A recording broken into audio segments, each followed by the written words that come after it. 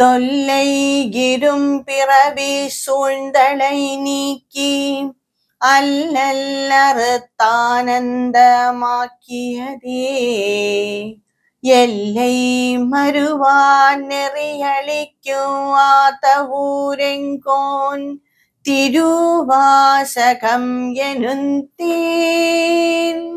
திருச்சிற்றம்பலம்.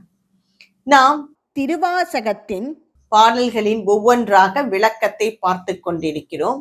அந்த ஈசனின் அருளால் 2 பாடல்களின் விளக்கத்தை முழுமையாக பார்த்து முடித்துள்ளோம். இன்று முதல் 3வது பாடல் ஆன திருவண்ட பகுதியின் விளக்கத்தை பார்ப்போம். இந்த திருவண்ட பகுதி என்பது திருவாசகத்தின் 3வது பாடல். இதில் 182 வரிகள், அதாவது அடிகள் உள்ளன. எப்பொழுதும் போல் சில அடிகளின் விளக்கத்தை ஒவ்வொரு வீடியோவிலாக காண்போம். இந்த திருவண்ட பகுதியில் சிவபெருமானின் சூக்ஷ்மமான பொருளையும் அவர் எவ்வாறாக இந்த படைப்பாக மலர்ந்தார் என்பதையும் கூறியிருக்கிறார் மாணிக்கவாசக பெருமான். மாணிக்கவாசக பெருமான் சிவனை கண்ட அந்த தருணத்தில் மனம் நெகிழ்ந்து சிவனை பற்றியும் படைப்பின் சிறப்பையும் அவரின் கருணையையும் அவரின் அருள் எல்லாவற்றையும் மிக அழகாக இந்த பாடலில் விளக்கி இருக்கிறார். சுத்த சைதன்யமானது அந்த சிவம். அதில் இருந்து ஜட சக்தி வெளிவந்தது. அந்த ஜட சக்தியில் இருந்து 3 குணங்கள் வெளிவந்தன. பிறகு அதிலிருந்து பஞ்சபூதங்கள் வெளிவந்தன. இந்த பஞ்சபூதங்கள் ஒன்றோடு ஒன்று கலந்து பல பல அண்டங்களாக உருவான. அண்டம் என்றால் உருண்டை, ஒரு எலிப்டிக்கல் ஷேப் என்று கூறுவார்கள், முட்டை வடிவு என்று கூறுவார்கள். இதெல்லாம் இதில் இருந்து வந்து எல்லா ஜீவராசிகளும் இவ்வாறாக தான் வெளிவந்தது. இதை மாணிக்கவாசக பெருமான் மிக அழகாக இந்த பாடலில் கூறியிருக்கிறார். அந்த ஈசனின் அருளால், அந்த மாணிக்கவாசக பெருமானின் அருளால் அவரின் இந்த 3வது பாடலை நாம் விளக்கத்தை இந்த வீடியோவில் காண்போம். அண்ட பகுதியின் உண்டை பிறக்கம் அளப்பெருந்தன்மை வளப்பெருங்காட்சி ஒன்றனுக்கொன்று நின்றெழில் பகரின் 100 கோடியின் மேற்பட விரிந்தன இந்நுழை கதிரின் துண்ணணு புரைய சிறியவாக பெரியோன் தெரியின் வேதியன் தொகையோடு மாலவன் மிகுதியும் தோற்றமும் சிறப்பும் ஈற்றோடு புணரிய மாபேரூழியும் நீக்கமும் நிலையும் சுக்கமோடு தூலத்து சூரை மாறுத தெரியது வழியில் கொட்க பெயர்க்கும் குழகன் முழுவதும். இந்த வரிகளுக்கான விளக்கம். அண்ட பகுதியின் உண்டை பிறக்கம். அண்டம் என்பது என்னவென்றால் இந்த பிரம்மாண்டத்தை குறிக்கிறது. பிரம்மாண்டம் என்றால் அதில் எல்லாம் அடங்கும். அறிவியல் ரீதியாக கூற போனால் இந்த பல கிரகங்கள், நட்சத்திரங்கள், கேலக்சி என்று கூறுகிறார்கள். நாம் இருப்பதெல்லாம் மில்கி வே கேலக்சி. வேறு பல கேலக்சிகள் உள்ளன, வேறு எண்ணற்ற கிரகங்கள் உள்ளன, நட்சத்திரங்கள் உள்ளன, மீட்டிராய்ட்ஸ் உள்ளன, காமெட்ஸ் உள்ளன, இன்னும் என்னவென்ன கூறிக்கொண்டே போகலாம். இது எல்லாமே அந்த பிரம்மாண்டத்தின் உள் அடங்கியவைதான். அளப்பெருந்தன்மை வளப்பெருங்காட்சி. சரி, இதையெல்லாம் பார்த்து பார்த்து கூறுகிறார்களே, அது இருக்கிறது, இது இருக்கிறது என்று அதை அளந்து விட்டார்களா? இந்த பிரம்மாண்டத்தை ஆராயவோ அளக்கவோ முழுமையாக முடியாது. ஏதோ கொஞ்சம் கொஞ்சம் முடியும். அதற்குள் அவரின் வாழ்நாளே முடிந்துவிடும். சித்தர்களோ ஞானிகளோ தவிர வேற யாருக்கும் இந்த பிரம்மாண்டத்தின் முழுமையை உணரவே முடியாது. உணர்ந்த ஞானிகளுக்கு அதை கூறவும் முடியாது. ஏனென்றால் அவர்கள் அந்த சமயத்தில் சிவனோடு ஐக்கியமாய் விடுவார்கள். இதுதான் இந்த பிரம்மாண்டத்தின் நிலை. நமக்கு வேணுமென்றால் அது ஒரு தொழிலாக செய்யலாமே தவிர முழுமையாக இந்த பிரம்மாண்டத்தை அளக்கவோ ஆராயவோ இயலவே இயலாது என்று கூறிவிட்டார் மாணிக்கவாசக பெருமான். அன்றே கூறிவிட்டார். ஒன்றனுக்கொன்று நின்றெழில் பகரின். இந்த பிரம்மாண்டம் எல்லாம் இருக்கும் கிரகங்கள் என்னவாக இருந்தாலும் ஒன்றுக்கொன்று மிக அழகாக இருக்கிறது. நாம் வேற எங்கோ ஸ்பேஸில் இருந்து பார்த்தாலோ வேற எப்படியாவது பார்த்தாலோ இந்த பூமி மிக அழகாக தெரியும். சரி, இந்த பூமி தான் மிக அழகானது, இந்த படைப்பிலே இதுதான் அழகானது என்று முடிவெடுத்து வரும்போது வேறொரு படத்தை பார்த்தால் அது மிகவும் அழகாக இருக்கும். அது வேறொரு கிரகமாக இருக்கும். ஏன் சந்திரனை பார்த்தால் அது இன்னும் அழகாக இருக்கும். ஒன்றுக்கொன்று போட்டி போட்டுக்கொண்டு அழகாக இருக்கின்றன. அது எல்லாம் வெறும் பாறைகளும் கல்லும் தூசியும் தான், இவ்வளவுதான் இருக்கின்றது.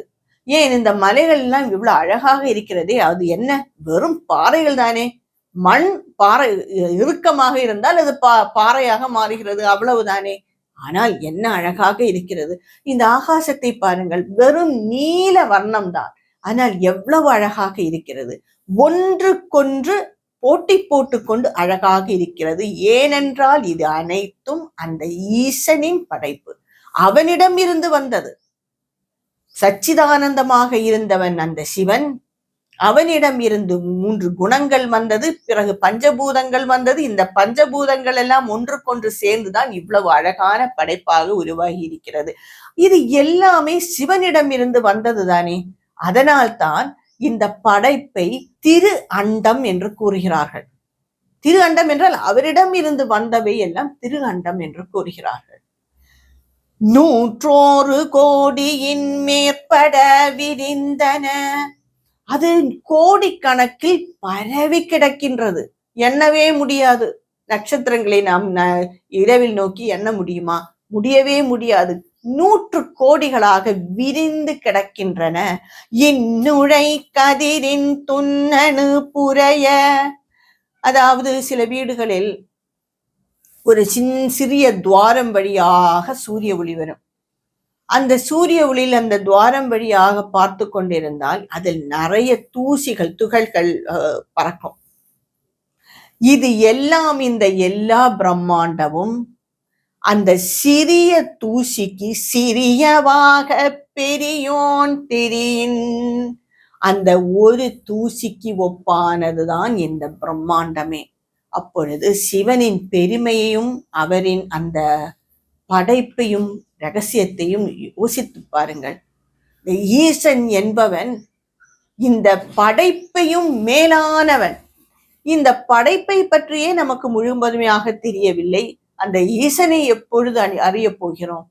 இந்த பிரம்மாண்டம், இந்த படைப்பு முழுவதும் அதில் வெறுமே சிறிய தூசிகள், ஒவ்வொரு சின்ன தூசியாக நாம் காணலாம், அவ்வளவுதான். இதுவும் மேலானவன் அந்த ஈசன் என்று பெருமையுடன் கூறுகிறார் மாணிக்கவாசக பெருமான். வேதியன் தொகையோடு மாலவன் மிகுதியும். வேதியன் என்றால் பிரம்மா, மாலவன் என்றால் ஹரி, ஸ்ரீஹரி, அதாவது திருமால். இவர்களை எல்லாம் இந்த சைதன்யமான சிவத்தில் இருந்துதான் வந்தார்கள். இன்னும் வேறு ருத்ரனும் இருக்கிறார், அவர் அழிக்கும் தொழிலை காண்பவர். இவர்களை எல்லாம் வந்ததும் இவர்களுக்கெல்லாம் இந்த கர்மா என்று கொடுத்ததும் அந்த சிவன் தான். ஏனென்றால் அந்த பிரம்மத்தில் இருந்துதானே எல்லாம் வந்தது. தோற்றமும் சிறப்பும் ஈற்றோடு புனரிய மாப்பேரூழியும் நீக்கமும் நிலையும். அதாவது இந்த 3 தெய்வங்கள், பிரம்மா, விஷ்ணு, ருத்ரன், இவர்களுக்கெல்லாம் தோற்றம், படைப்பு, அதை காப்பது, அழிப்பது, இந்த தொழிலை எல்லாம் கொடுத்ததும் அந்த ஈசன் தான். இவர்கள் எல்லாம் அந்த சைதன்யமான பிரம்மத்தில் இருந்து வந்தவர்கள் தான். மாப்பேரூழியும், ஊழி என்றால் பிரளய காலம், அழிக்கம், எல்லாமே அழிந்து விடும் இல்லையா, அதுதான் அந்த ஊழி என்று கூறுவது. மாப்பேர் ஊழின மிகப்பெரிய அந்த பிரளயம் வந்தவுடன் இந்த படைப்பு எல்லாம் அழிந்து விடும். இருந்ததே தெரியாது, ஒன்றுமே இருக்காது, எப்படி இருக்கும் என்றே தெரியாது, ஒன்றுமே இருக்காது. அதற்கு பிறகு திரும்பியும் மீண்டும் அது வரும், கொஞ்சம் காலம் இருக்கும், மீண்டும் அழியும், இதையெல்லாம் செய்பவன் அந்த ஈசன் தானப்பா என்று கூறுகிறார் மாணிக்கவாசகர். சுக்கமோடு தூலத்து சூரை மாருதத்து. ஒரு சூறை மாறுதம் என்றால் ஒரு சூறை காற்று அடித்து விட்டால் அதில் பல சிறிய காற்றுகள், சூக்ஷ்மமான காற்றுகளும் ஸ்தூலமானது எல்லாம் அடித்து கொண்டு போய்விடும். எல்லாம் அடித்து கொண்டு போய்விடுமாம். தேறியது வழியில் கொட்க பெயர்க்கும் குழகன் முழுவதும். அதுபோல் இந்த பிரம்மாண்டத்தில் அந்த சிவனின் படைப்பில் எல்லாம் இருக்கிறது. பெரியதும் சிறியதும் எல்லாமாக இருக்கிறது. குழகன் என்றால் அழகன் என்று பெயர். அதுபோல இந்த பரமன் அது சாநித்தியத்தில் அவர் முன் எல்லாமே, பெரிய தெய்வங்களானாலும் சரி, தேவர்களானாலும் சரி, மனிதர்களானாலும் சரி, வேறு எல்லாமே அவரவர்கள் வேலையை பார்த்து கொண்டு இருக்கிறார்கள். அவரவர்கள் செயலை முறையாக செய்கின்றார்கள். இது எல்லாமே அந்த ஈசனில் அடங்கியது. அதனால் இந்த எல்லாமே சிவனின் உடலாகவே இந்த பிரம்மாண்டத்தை கருதுகிறார் மாணிக்கவாசக பெருமான். அதனால் தான் இதை திரு அண்டம் என்று கூறுகிறார். இந்த பகுதியை விளக்குவது திரு அண்ட பகுதி என்று கூறுகிறார் மாணிக்கவாசக பெருமான். மேலும் பல வரிகளுக்கான விளக்கத்தை என்னுடைய அடுத்த வீடியோவில் காண்போம். திருச்சிற்றம்பலம்.